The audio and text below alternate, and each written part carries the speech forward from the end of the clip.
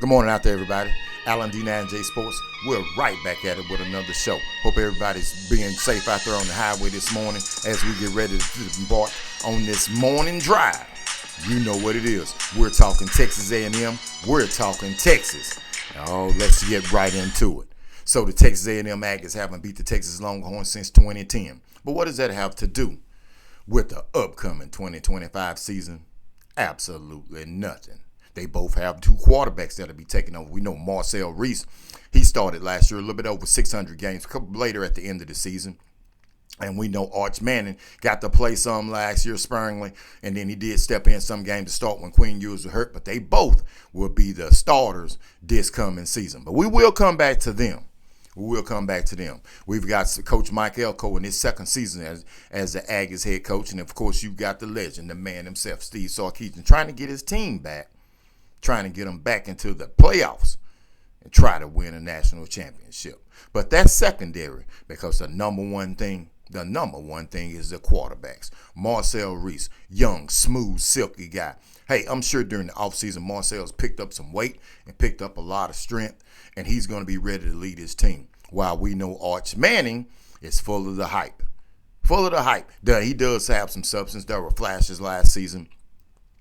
Of course, when he got to take over for Quinn Ewers, when he heard he had some electrifying runs and made some good plays. And many Longhorn people feel like if he'd have been a full-time starter and started and played the whole game against the Ohio State Buckeyes, then the Texas Longhorns would have been victorious in that game. I don't know. I don't think so because the Ohio State Buckeyes went on to win it all. And right out of the gate this season, Arch Manning will have his hands full because if that's the case, they're going to be playing Ohio State Buckeyes in the horseshoe, and you know how hostile it's going to be.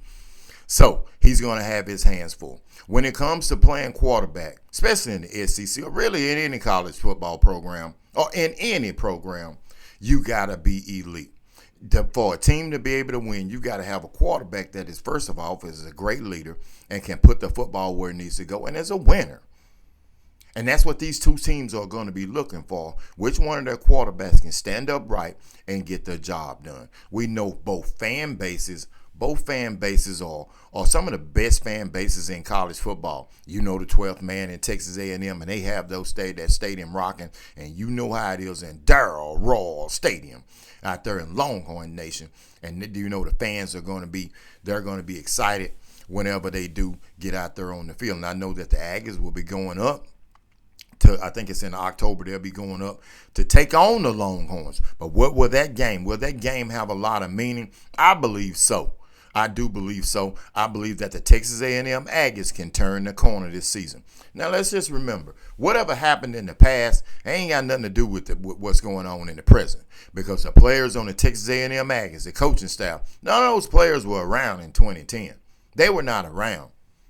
So you looking for the Texas A&M Aggies to turn the tide. Well, they don't have a tough game like that right out of the bat like the Texas Longhorns. Now, when it comes to a lot of people saying that the Texas A&M Aggies are not going to make the playoffs, man, you don't know that. Because college football is ever changing. I mean, if you look at it, the Colorado Buffaloes, they were only a play or two away from making it to the playoffs themselves after being in the bottom of the barrel, a dumpster fire. So the Texas A&M Aggies, full of athletes. I'm here to tell you they're full of athletes, and isn't it an even match when it comes to the athletes? I mean, if you're keeping it real, if you're down here in Texas, you know they're recruiting. There's some great athletes down here, and they're getting these athletes. So the athletes are about equally matched. The coaching staff, now I would give Sark an edge because Sark has been around a little bit longer than Coach Mike Elko on this level. Okay, bouncing around from Alabama and USC and all those teams right there.